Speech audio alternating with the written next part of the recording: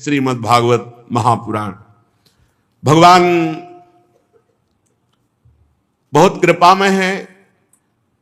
जब कोई भगवान का आश्रय ले लेता है तो भगवान सुदृढ़ मार्ग स्वयं प्रशस्त कर देते हैं। अभी तक आपने महाराज उत्तानपाद और प्रिव्रत के वंश का वर्णन सुना, जिसमें उत्तानपाद के वंश में महान अटल पदवी प्राप्त करने वाले ध्रुव जी और प्रिव्रत के वंश में महान महिम श्री जड़भरत जी महाराज जी का पावन चरित्र, जिसमें भगवान ऋषभदेव का अवतार हुआ। फिर परीक्षित जी ने प्रश्न किया कि इस भुवन कोश में क्या क्या है। तो कल आपने सुना कि 4 विशाल वृक्ष, आम, जामुन, कदम और बट वृक्ष, और उनसे रस की विशेष धाराएं। और बट वृक्ष में तो विशेष ही बात तो कही कि उससे ऐसे ऐसे कोटर हैं कि एक दूध की धारा निकलती, उसमें से सैया भूषण जो जो चाहो, जो भावना करोगे वही वस्तु मिल जाएगी।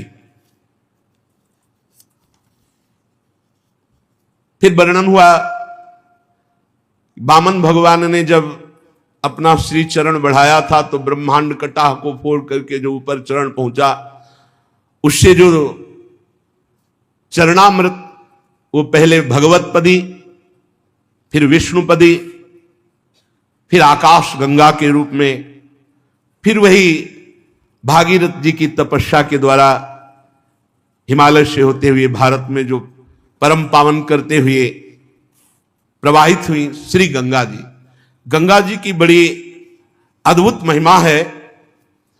भगवती तव तीरे नीरमात्रा सनोहम विगत विषय तृष्णा कृष्ण माराधयामि सकल कलुष भंगे स्वर्ग सोपान संगे तरल तर तरंगे देवी गंगे प्रसीद। हे गंगा देवी, जो केवल तुम्हारे तीर पर जलपान करता हुआ विषय तृष्णा से रहित होता है, उसे श्री कृष्ण चंद्र जी का प्रेम प्राप्त होता है। यही हुआ, गंगा जी की कृपा से ही ये सब सौभाग्य प्राप्त हुआ। बहुत कृपालु गंगा जी हैं। घोर वैराग्य और विशुद्ध ज्ञान ये गंगा जी धरोहर रूप में देती हैं जो उनके समीप रहता है। गुरु कृपा से काशी से लेके हरिद्वार तक यही हमारा रोड रहा है। कहीं किसी और तीर्थ नहीं जाना, कहीं जिंदगी में नहीं गए। अगर चित्रकूट गए तो वृंदावन आने के लिए काशी से चित्रकूट और वृंदावन, नहीं तो जितना बस यही हमारा किनारा था। बार बार बस इसी क्षेत्रों में विचरण करना, गंगा जी का जल पीकर उन्हीं के समीप। हे सकल पाप विनाशिनी स्वर्ग सोपान रूपिणी तरल तरंगिणी देवी गंगे, आप हम पर प्रसन्न हो। गंगा जी बहुत विशुद्ध वैराग्य प्रदान करने वाली, विशुद्ध वैराग्य। ब्रह्मांडम खंडयंती हर्षिरसि जटावल्ली मुल्लासयंती स्वरलोकादापतंती कनकगिरि गुहा गंड शैलास्खलंती क्षोणी पृष्ठे लुठंती दुरित चय चमुर निर्भरम भर्त्सयंती पाथोधिम पूरयंती सुरनगर शरित पावनी नः पुनातु।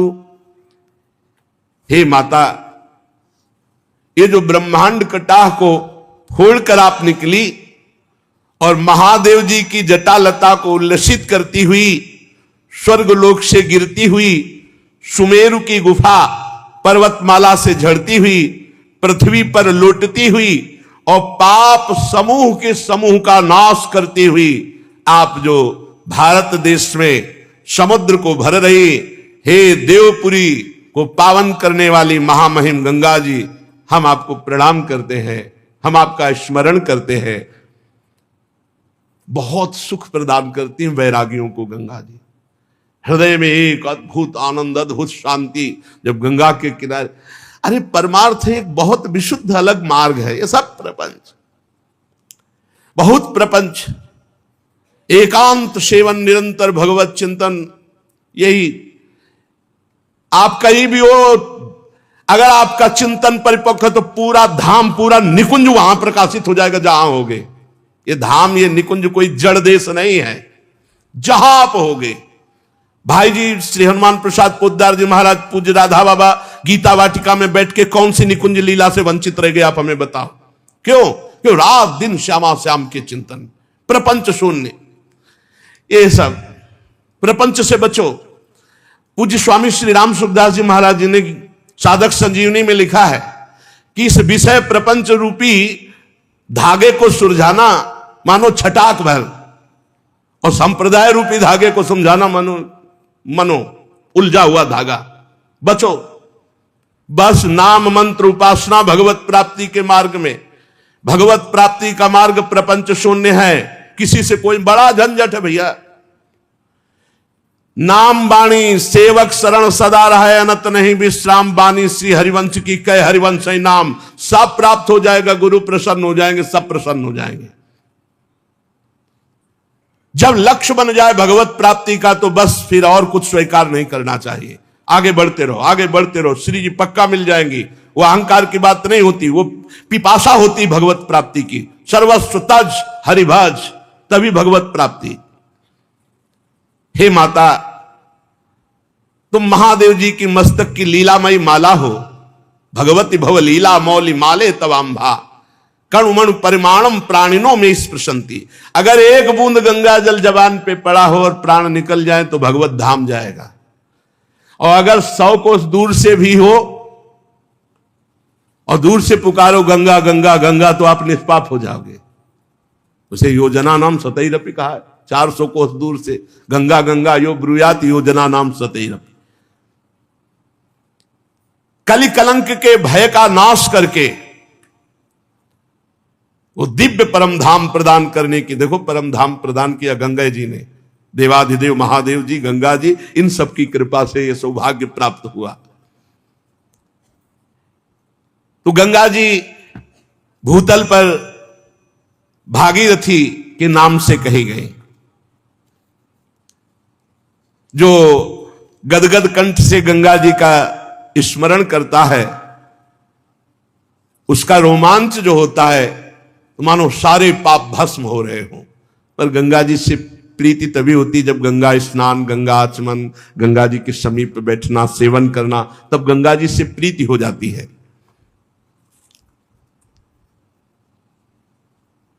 गंगा जी 4 रूपों में गिरी थी। सीता, अलकनंदा, चक्षु और भद्रा, चारों दिशाओं में प्रवाहित हुई। कल आपने सुना था। भारतवर्ष ही केवल कर्म भूमि है और कोई देश नहीं है, ऐसा श्रीमद् भागवत में लिखा हुआ है।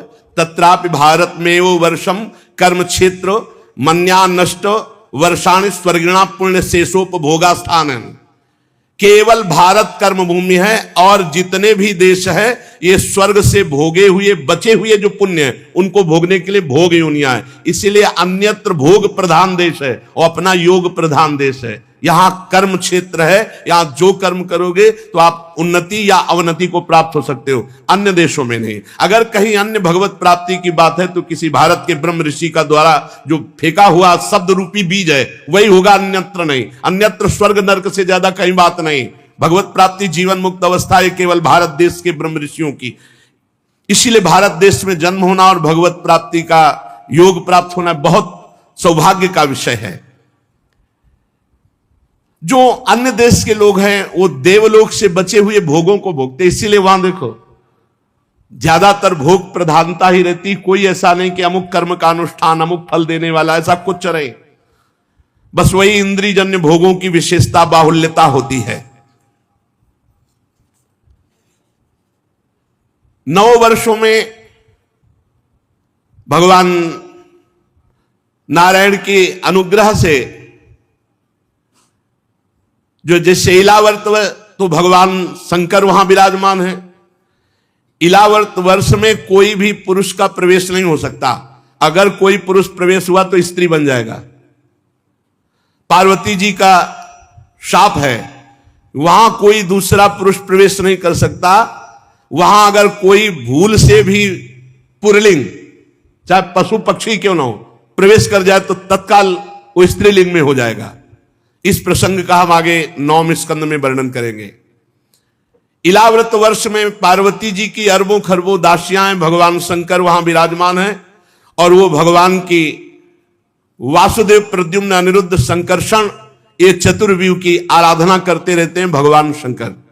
भगवान शंकर कहते हैं ओम नमो भगवते महापुरुषाय सर्वगुण सांख्यानाया अनंताया व्यक्ताय नम इति।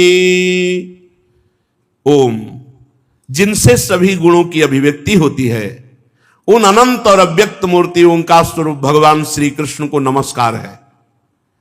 भजनीय प्रभु, जो आपके श्री चरण कमल भक्तों को आश्रय देने वाले हैं, आप स्वयं संपूर्ण ऐश्वर्यों के परम आश्रय हैं।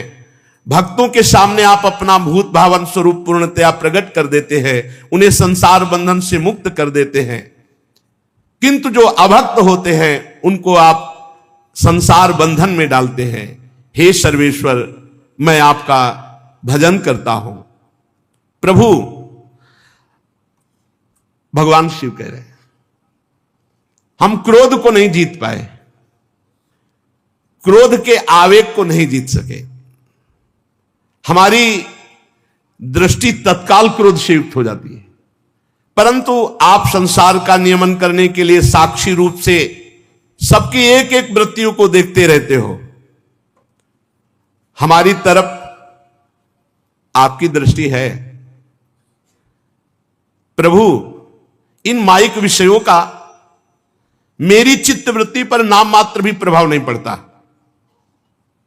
ऐसी स्थिति में बिना आपका आश्रय लिए कौन अपने मन को वश में कर सकता है? बिना आपका सहारा लिए, भरोसा किए, भजन किए, कोई मन को वश में नहीं कर सकता। हे प्रभु, मैं अहंकार का अधिष्ठात्र देवता हूं, समस्त भूतों का स्वामी हूं, और ब्रह्मा जी भी आपसे ही प्रकट हुए हैं। इसलिए हे महात्मन, हम सब आपकी डोरी में बंधे हुए पक्षी के समान हैं। आप जैसा उड़ाओगे उतना ही हम उड़ पाएंगे। वस्तुतः एक ही है, भगवान श्री कृष्ण, भगवान महादेव, भगवान ब्रह्मा, पर ऐसा स्तुति कर रहे हैं। प्रभु, इस माया से मुक्त होने का उपाय वही जान सकता है जिस पर आप कृपा करते हैं। इसलिए हे जगत की उत्पत्ति, पालन और प्रलय करने वाले प्रभु, मैं आपको बार बार नमस्कार करता हूं। राजन, भद्रवास वर्ष में धर्मपुत्र भद्रश्रवा उनके मुख्य सेवक भगवान श्री वासुदेव की हयग्रीव अवतार की उपासना करते हुए, निरंतर मंत्र जप करते हुए स्तुति करते रहते हैं। और हरिवंश खंड में भगवान नरसिंह रूप से विराजते हैं।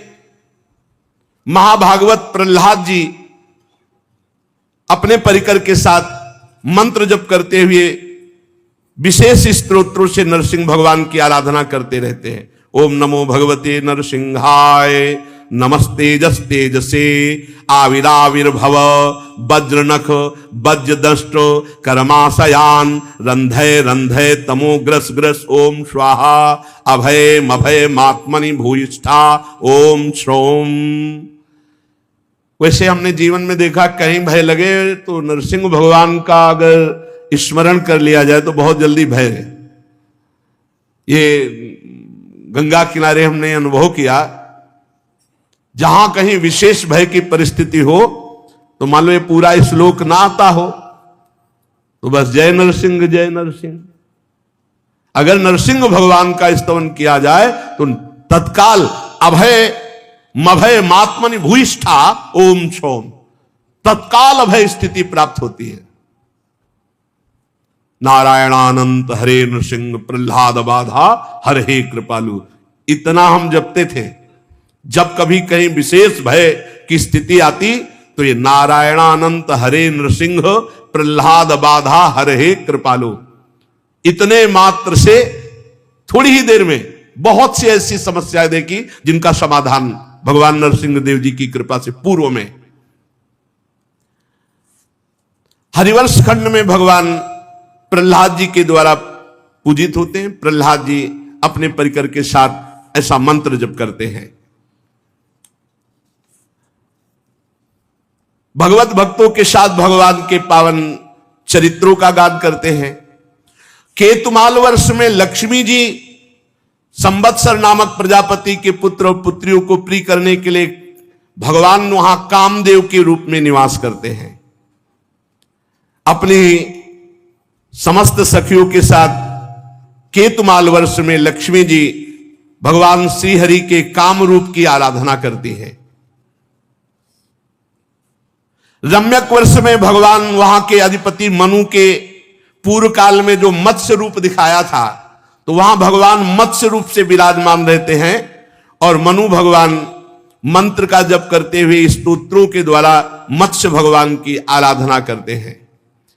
हिरण्यमय वर्ष में भगवान कच्छप रूप से विराजमान होते हैं। वहां पितृराज अर्यमा भगवान के मंत्र का जाप करते हुए स्तोत्रों से उनकी स्तुति करते रहते हैं। कुरु वर्ष में भगवान यज्ञ मूर्ति वाराह रूप से विराजमान रहते हैं और पृथ्वी देवी उनका स्तोत्र गान और उत्कृष्ट मंत्र के द्वारा जप करते हुए आराधना करती है। भगवान विविध जगह विविध रूपों से आराधित होकर विश्व में विराजमान है। किम पुरुष वर्ष में श्री लक्ष्मण जी के बड़े भाई आदि पुरुष सीता हृदयाभिराम भगवान श्री राम जी विराजमान रहते हैं किम पुरुष वर्ष में, और उनके चरणों की स्तुति और मंत्र जप महाबली श्री हनुमान जी अपने परिकर के साथ भक्ति भाव से मंत्र जप करते हैं और स्तुति करते रहते हैं। हनुमान जी स्तुति करते हैं कि हे ओंकार स्वरूप ओम नमो भगवते उत्तम श्लोकाय नम आर्य लक्षण शीलव्रताय नम उपशिक्षितात्मन उपासित लोकाय नमः साधुवाद निष्करणाय नमो ब्रह्मण्य देवाय महापुरुषाय महाराजाय नमः इति। हम ओंकार स्वरूप पवित्र कीर्ति भगवान श्री राम को नमस्कार करते हैं। आप सत्पुरुषों के लक्षण शील आचरण से विराजमान हैं। आप बड़े संयचित लोकाराधन तत्पर साधुता की परीक्षा की कसौटी हैं। आप ब्राह्मण भक्त हैं। ऐसे महापुरुष महाराजा धीराज भगवान श्री राम को हम पुनः पुनः प्रणाम करते हैं। तो किम पुरुष वर्ष में हनुमान जी अपने परिकर के साथ भगवान श्री राम की आराधना करते हैं। और भारतवर्ष में भगवान नर नारायण रूप से विराजमान है। बद्रीनाथ भगवान नर नारायण, उनकी अमोघ तपस्या जगत मंगल के लिए है। जो जगत में धर्मयुक्त चलते हैं, भजन मार्ग में चलते हैं, तो नर नारायण की तपस्या उनको सहयोग देती है, जिससे यहां की तपस्वियों में, यहां के धर्मात्माओं में, यहां के भक्तों में धर्म ज्ञान वैराग्य ऐश्वर्य शांति उपरति की उत्तरोत्तर वृद्धि हो। इसलिए भगवान नर नारायण यहां तपस्या कर रहे हैं। अगर किसी की तपस्या साधना बढ़े तो अहंकार न करे, भगवान की कृपा से बढ़ती है। और यहां भगवान नारद जी भगवान के सांख्य और योग शास्त्र के सहित भगवान महिमा को प्रकट करते हुए उपासना कर रहे हैं भगवान नर नारायण की। भारतवर्ष में श्री देवर्षि नारद जी ओम नमो भगवते उपशमशीलायो परतानात्म्याय नमो अकिंचन वित्ताय ऋषि ऋषभाय नर नारायणाय परमहंस परम गुरवे आत्मा रामाधिपतये नमो नमः इति। मैं ओंकार स्वरूप अहंकार से रहित निर्धनों के धन शांत स्वभाव ऋषि प्रवर भगवान नर नारायण को नमस्कार करता हूं।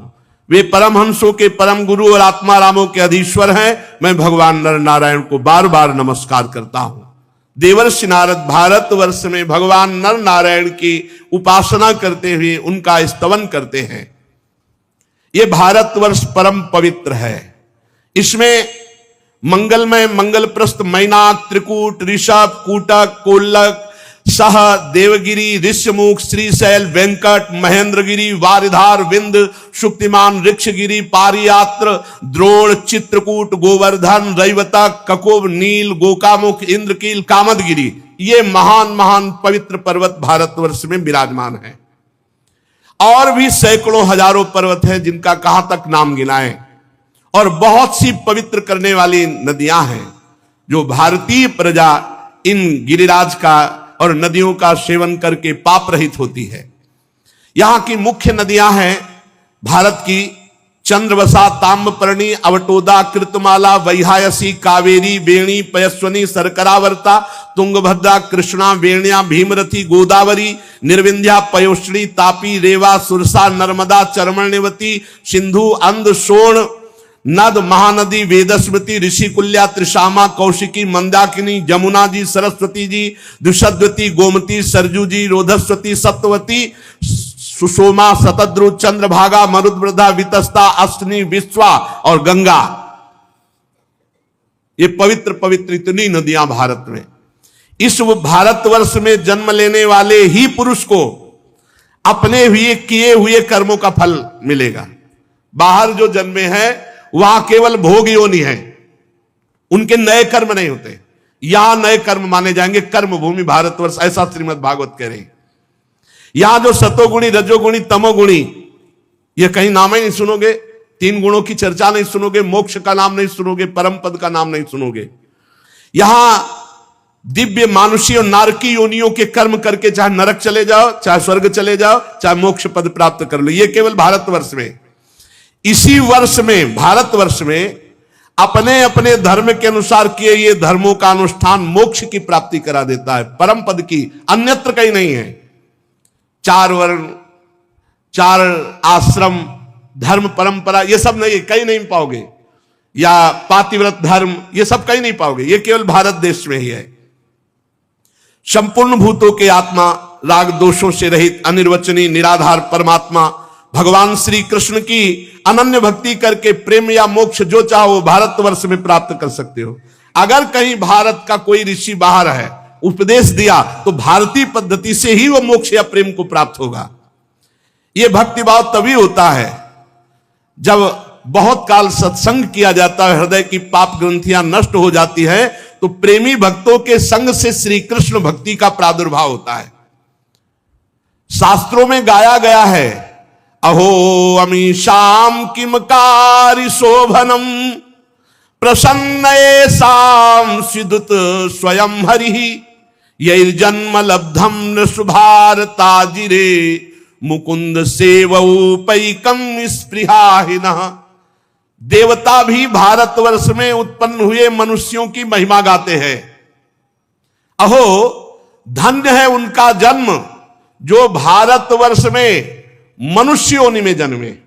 भारतवर्ष में ऐसा क्या पुण्य किया, हमें तो लगता है भगवान श्री हरि इन पर प्रसन्न हो गए। भारतीय मनुष्यों पर सौभाग्य जो है उसके लिए देवता कहते हैं हम भी तरसते हैं।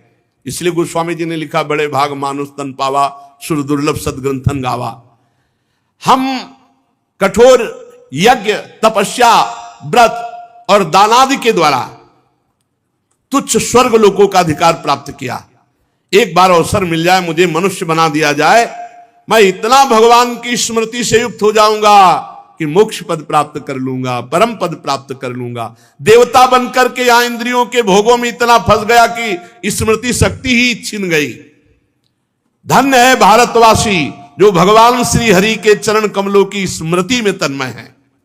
ये स्वर्ग क्या है? यहां के निवासियों की एक एक कल्प की आयु होती है, किंतु भोगों में वो एक कल्प थोड़ा समय सा निकल जाता है और उन्हें फिर संसार चक्र में पड़ना पड़ता है। अरे स्वर्ग की क्या, ब्रह्मलोक में भी ऐसा ही है। इसलिए जो भारतवर्ष में मनुष्य शरीर पा करके एक एक क्षण भगवान को अर्पित करते हुए भगवान का भजन करता है, वो अभय पद को प्राप्त होता है। जहां भगवान की रोज कथा होती है, जहां भगवान के भक्त साधुजन निवास करते हैं, जहां भगवान के लिए नाचा जाता है, गाया जाता है और उत्तम समारोह होता है, ब्रह्मलोकवासी भी वहां का सेवन करने के लिए ललचाते हैं।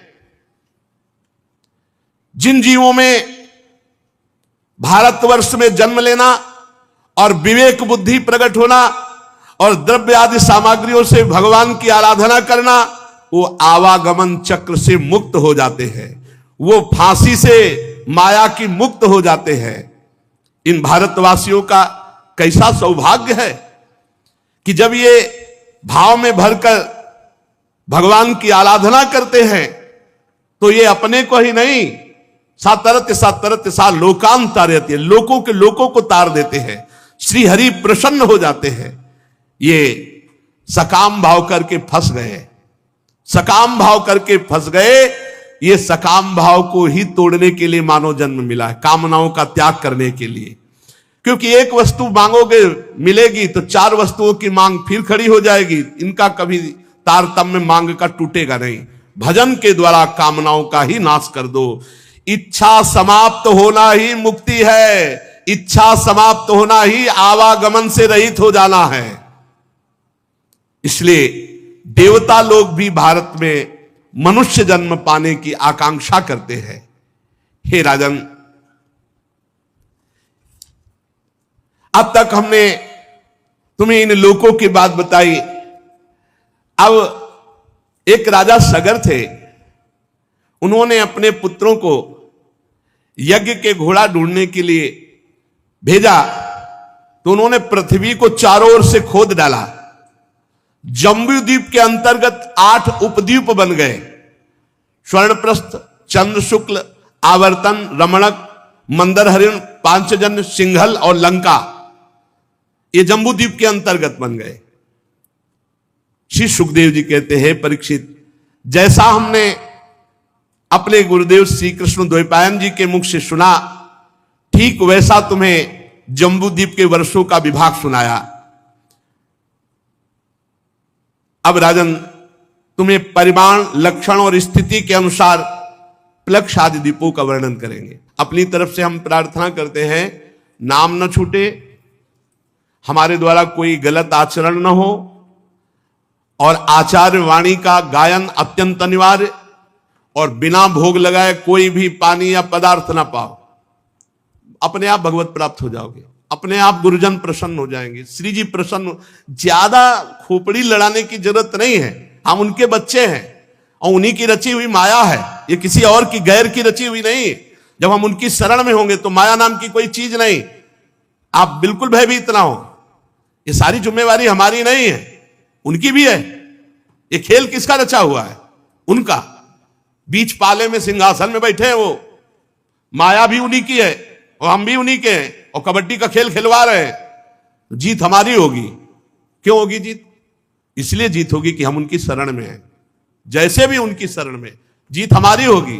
खेल दोनों उन्हीं का है। माया आएगी हमारे को घसीटने, हम जाएंगे माया के पक्ष में बोलने, जाना ही है, लेकिन हमको अपने पाले पर ध्यान रखना है। राधा राधा राधा राधा राधा, हमारा नाम न छूटने पावे, भगवद आश्रय न छूटने पावे।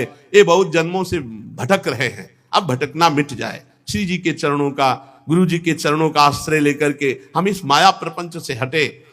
देखो, 4 पुरुषार्थ हैं, धर्म, अर्थ, काम, मोक्ष। आज धर्म को तो भूल गए हम और मोक्ष को भूल गए। बीच में बचा क्या? अर्थ और काम। देख लो, दिमागों में 2 ही बातें चल रही, कैसे रुपया, कैसे काम भोग, कैसे कामनाओं की पूर्ति। बस धर्म भूल गए और मोक्ष भूल गए। और जो धर्म को धारण करता है तो अर्थ और कामना ये दोनों पवित्र हो जाते हैं। धर्म से कमाया हुआ धर्म पवित्र कामनाएं प्रकट करता है और पवित्र कामना की पूर्ति मोक्ष अभिलाषा प्रकट कर देती है। तो हमारा उद्देश्य है जन्म मरण के चक्र से मुक्त होकर भगवान के प्रेम में डूबना, भगवान के आनंद में डूबना। उसके लिए अब कुछ भी छोड़ना पड़े, कुछ भी छोड़ना पड़े, अब नहीं रुकने वाले। कुछ भी छोड़ना पड़े, रौंदते हुए हमें श्री जी की तरफ आगे बढ़ना है।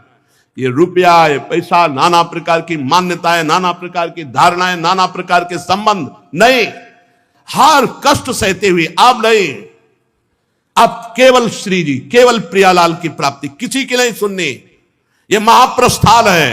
जैसे युधिष्ठिर जी महाप्रस्थान में चल रहे, पीछे से आवाज आई, भैया द्रौपदी गिरी, पीछे मुड़ के नहीं देखा। अर्जुन गिरे, नकुल सहदेव गिरे, फिर भीम भी गिरे, पीछे मुड़ के नहीं, आगे बढ़ो। परमार्थ है।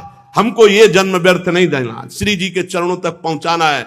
बस एक संबंध केवल लाडली जू का, लाडली जू तक पहुंचना है। सहयोग दो, आओ साथ चलो, नहीं तो पीछे हटो, महाप्रस्थान है।